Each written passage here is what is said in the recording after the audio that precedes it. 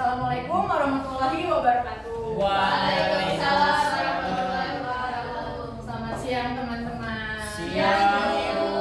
Gimana kabarnya? Baik. Hari ini pertemuan kali ini kita akan membahas masa pergerakan nasional. Ada yang tahu nggak masa pergerakan nasional dimulai pada tahun berapa? 1908. Oke, langsung di next ya, langsung masuk ke materi pertama. Mengenal pergerakan nasional. Kenapa disebut pergerakan nasional?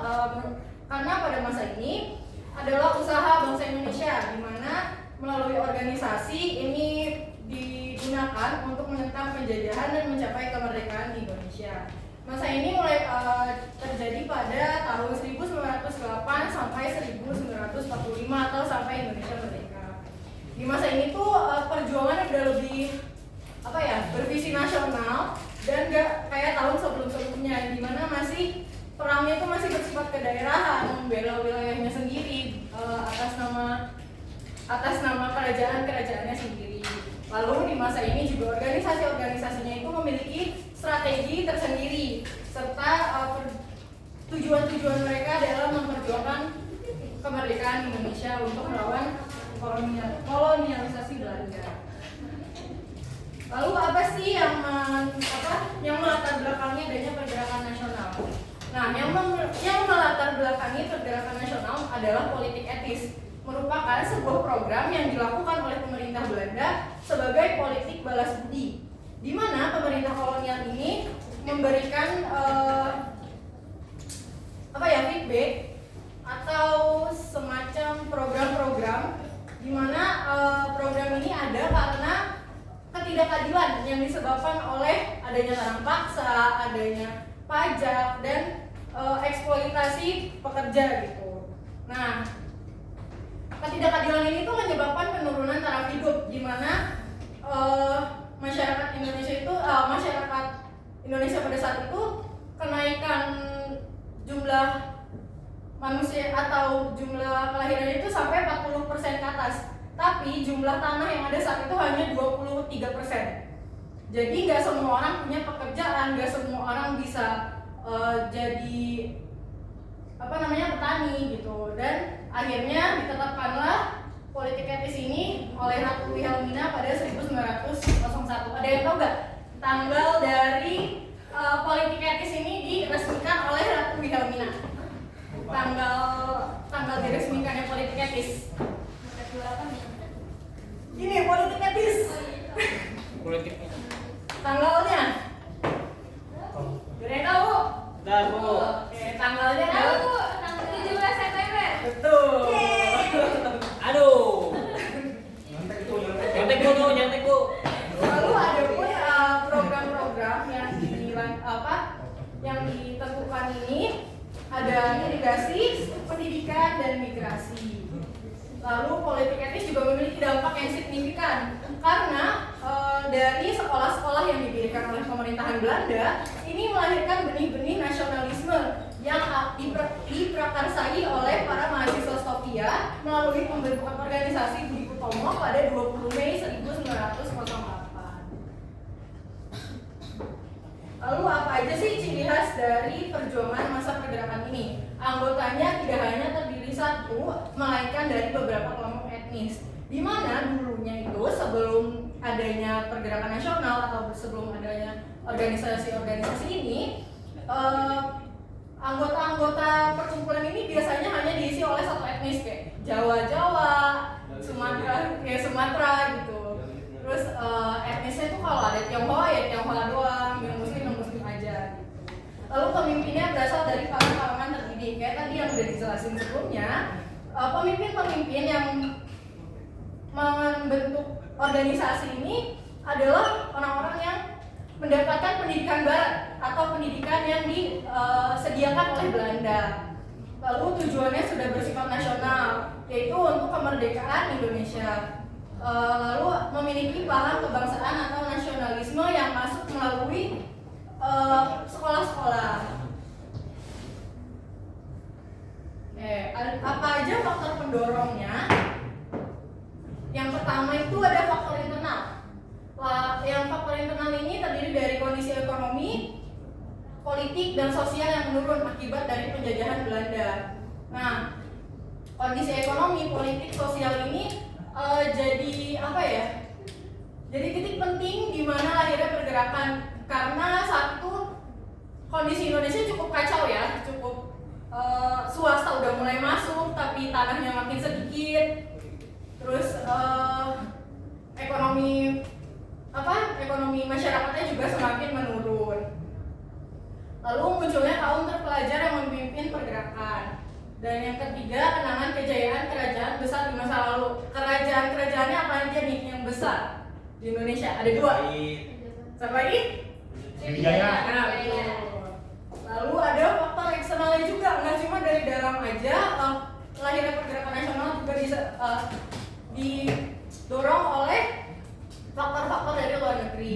Yang pertama, kemenangan Jepang atas Rusia pada 1905 yang membangkitkan semangat bangsa Asia untuk melawan para bangsa Barat. Kenapa ini jadi alasan? Karena saat itu membuktikan kalau misalkan bangsa-bangsa Timur ini gak cuma bisa dijadikan koloni, tapi mereka juga punya harga diri bangsanya sendiri, dan mereka juga bisa membela bangsanya sendiri dan menjatuhkan superior dari bangsa Barat. Lalu yang kedua, masuknya paham-paham baru dari Eropa ke Indonesia seperti liberalisme, demokrasi, dan nasionalisme. Yang terakhir ada kebangkitan nasional di Asia dan di Afrika.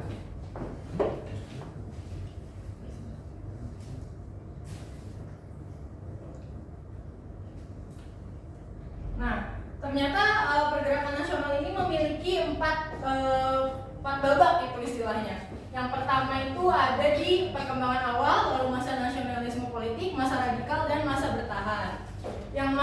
Di perkembangan awal, ini adalah perjuangan nasional yang berfokus pada perbaikan situasi sosial dan budaya di Indonesia. Pergerakan ini bersifat moderat dan masih kooperatif terhadap peraturan-peraturan yang dibuat oleh pemerintah koloni saat itu. Organisasi awal yang berdiri di masa ini adalah Budi Utomo, Sarekat Islam, dan juga Muhammadiyah. Lalu di masa yang kedua ada nasionalisme politik.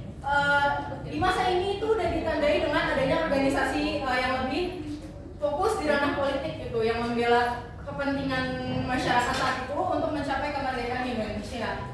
Di masa ini organisasi yang berkembangnya ada Indis Parti dan Gerakan Pemuda. Lalu masuk ke masa radikal, di mana masa ini adalah masa yang paling berisik lah istilahnya. Di mana di sini paham-paham udah banyak yang berkembang, gak cuma 1 atau 2, tapi bahkan udah ke masyarakat, ke akar masyarakat gitu. Nah, di mana organisasi ini mengusung gagasan kemerdekaan dengan cara yang lebih agresif dan ekstrim. Jadi melakukan perlawanannya mulai terbuka dan dapat perlawanan balik dari pemerintah kolonial dengan adanya beberapa pemimpin organisasi yang dibuang ke pengasingan. Lalu ada organisasi yang terkenal di masa ini yaitu PKI, PI, dan PNI. Lalu yang terakhir di masa bertahan. Di masa ini pergerakannya mulai balik ke masa awal, di mana para organisasi ini atau di masa ini sudah mulai jadi partai politik, itu sudah mulai kooperatif lagi ke pemerintahan Belanda agar tidak ada lagi pemimpin-pemimpin mereka yang ditangkap dan dibuang ke pengasingan. Itu untuk keamanan dan menjaga organisasi agar tidak diberantas oleh pemerintahan koloni saat itu. Di masa ini ada organisasinya itu ada Palindra, GAPI, dan Gerindo. Lalu selanjutnya ini akan ada video pembelajaran, boleh disimak dulu oleh teman-teman. Sebelum abad ke-20, perlawanan bangsa Indonesia masih dilakukan bersifat lokal atau kedaerahan. Secara fisik dengan menggunakan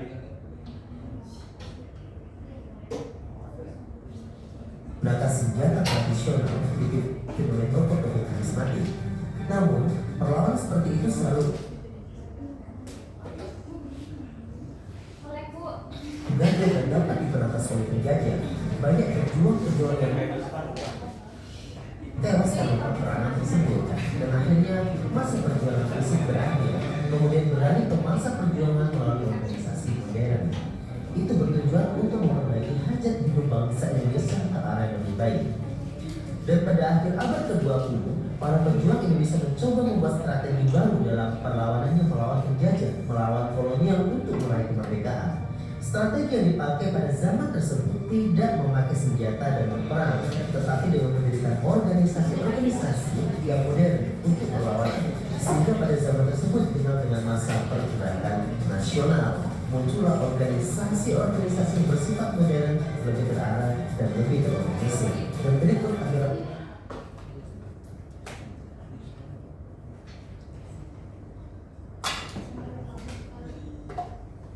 organisasi-organisasi yang muncul pada masa pergerakan nasional. Budi Utomo. Organisasi ini berawal dari gerakan Dr. Wahyudi Sudirohusodo yang berkeliling Jawa untuk mensosialisasikan pentingnya pendidikan. Selain mensosialisasikan pendidikan, terdapat pula dana pendidikan untuk mereka yang kurang mampu. Dana pendidikan tersebut disebut dengan study fund. Kemudian pada tahun 1907 terjadi pertemuan antara Dr. Wahyudi Sudirohusodo dengan Sutomo, seorang mahasiswa Stovia. Sutomo tertarik dengan gagasan Dr. Wahyudi Sudirohusodo lalu mendirikan organisasi Budi Utomo pada tanggal 20 Mei 1908. Organisasi ini merupakan organisasi pertama yang didirikan oleh bangsa Indonesia dan beranggotakan mahasiswa Stovia. Berdirinya organisasi ini merupakan tonggak awal kebangkitan nasional sehingga hari lahirnya Budi Utomo ditetapkan sebagai Hari Kebangkitan Nasional. Sarekat Islam. Organisasi ini berawal dari organisasi Sarekat Dagang Islam yang didirikan oleh Haji Samad Budi di Solo tahun 1911. Organisasi ini awalnya dibentuk untuk melindungi pengusaha lokal agar dapat bersaing dengan pengusaha non-lokal yang memonopoli perdagangan batik. Sarekat Dagang Islam kemudian diubah menjadi Sarekat Islam pada tahun 1912 yang diketuai oleh Osko Proaminoto. Setelah menjadi Sarekat Islam, keanggotaan Sarekat Islam menjadi semakin besar karena semua orang diperbolehkan ikut dalam organisasi ini jika beragama Islam. Akan tetapi, pada tahun 1921, Sarekat Islam terpecah menjadi dua kubu, yaitu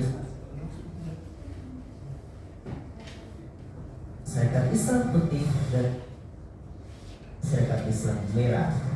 Perpecahan tersebut terjadi karena adanya penyusupan paham sosialis komunis. Adapun yang disebut dengan Sarekat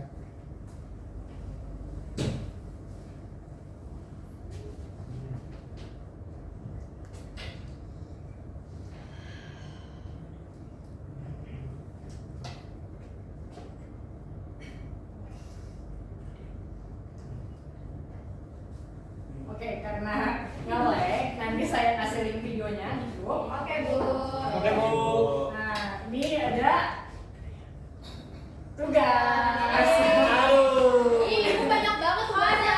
Dengerin dulu. Yang pertama itu ada tugas kelompok, yang kedua ada individu. Maaf ini saya salah tulis. Yang kelompok itu membuat makalah mengenai organisasi masa pergerakan dan PPT untuk presentasi. Nah, nanti makalahnya ini akan saya kasih arahan dulu untuk membuat makalahnya, jadi kalian gak asal bikin. Lalu yang individu ini membuat infografis mengenai masa pergerakan nasional. Ini untuk tugas akhir atau nanti di UAS untuk proyek besar. Nah, ini untuk pembagian kelompoknya. Kelompok 1 membahas tentang organisasi Budi Utomo. Kelompok 2 membahas organisasi Sarekat Islam. Kelompok 3 membahas organisasi Tinggi Sepatis. Kelompok 4 membahas organisasi ISDT. Lalu yang kelima membahas organisasi Partai Nasional Indonesia. Kelompoknya mau di-spin apa pilih sendiri? Oke, nanti kalian yang pilih sendiri. Nanti nama-namanya diserahkan ke saya. Oke, sekian materi hari ini. Mungkin nanti untuk makalah nanti kita obrolin di minggu depan. Sekian dari saya. Jika ada salah kata mohon maaf. Saya pamit undur diri. Wassalamualaikum warahmatullahi wabarakatuh. Waalaikumsalam.